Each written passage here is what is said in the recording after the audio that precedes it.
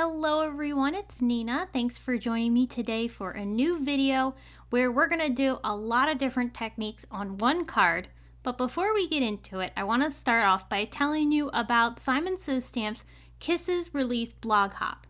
It's actually a two-part hop. Yesterday was day 1, today is day 2, and I'm participating along with many other designers to share inspiration using Simon's Kisses release as well as their previous release, Hugs.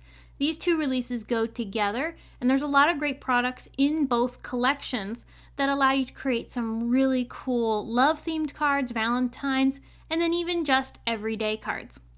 So for today's video, I'm calling this a glamorous card because we're not only going to create a really cool stenciled background, we're going to hot foil, and we're going to die cut from some specialty new cardstock from Simon Says Stamp that has a beautiful matte metallic shine to it.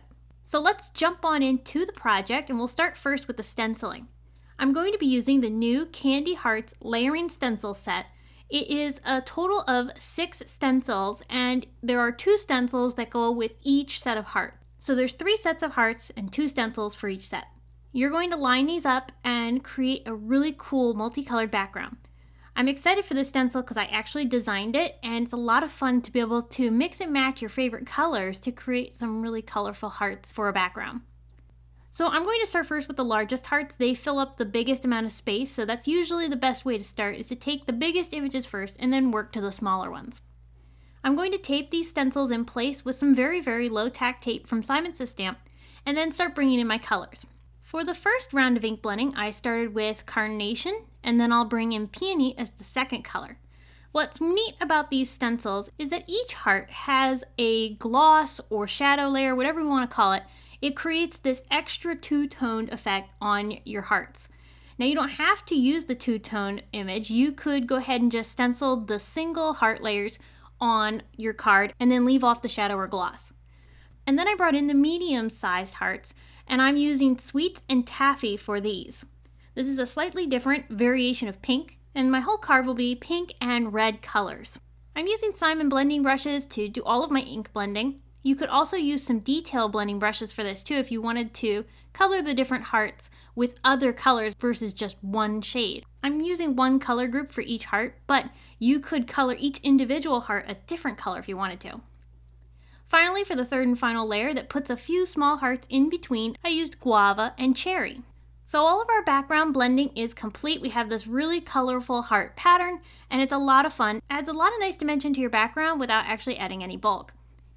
Alright, so now we're going to switch gears and do some hot foiling. There's a love foil plate included in the release, and I'm going to use some Simon Says Stamp white glossy cardstock and new hot foil from Thermoweb in this fuchsia color. It is so pretty, it's such a gorgeous pink, and matched really well with the colors that I'm using for the ink blending.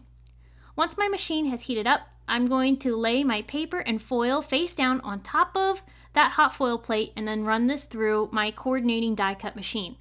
I'll remove the foil, and you can see we have these really nice letters pressed into our white glossy cardstock, which is a perfect surface for doing hot foiling. It takes the foil so well. I actually foiled a bunch of these all at once and then fussy cut them with my fine tip scissors. I used 2 of them for my card, and I'm pulling out Simon Says Stamp's Rich Red Matte Metallic cardstock. This is a glamorous cardstock. It's so pretty and has such a deep, rich red to it. I die cut the FIDDLY leaf die from Simon Says Stamp twice with that cardstock, and we're going to glue our love letters onto our background using foam tape. And because these die cuts are so delicate, there's space behind the foam tape when you attach your sentiment onto the card that will allow the FIDDLY leaf to attach at the same time. So you don't have to actually use any extra glue for this.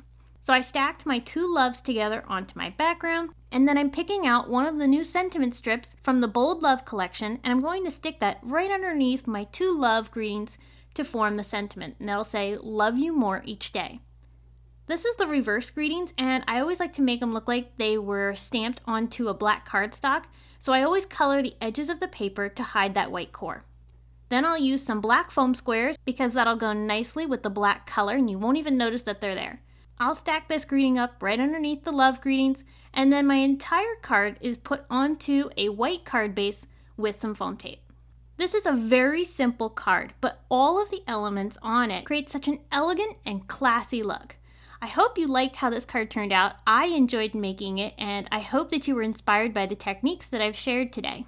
If you're interested in any of the products that I used, be sure to check out the links below in the video description as well as on my blog for more details. And don't forget to stop by my blog so that you can participate in today's blog hop and get more inspiration using Simon's Hugs and Kisses releases. Thanks for tuning in. I'll be back soon with more to share with you all. But until then, I hope you have a wonderful day.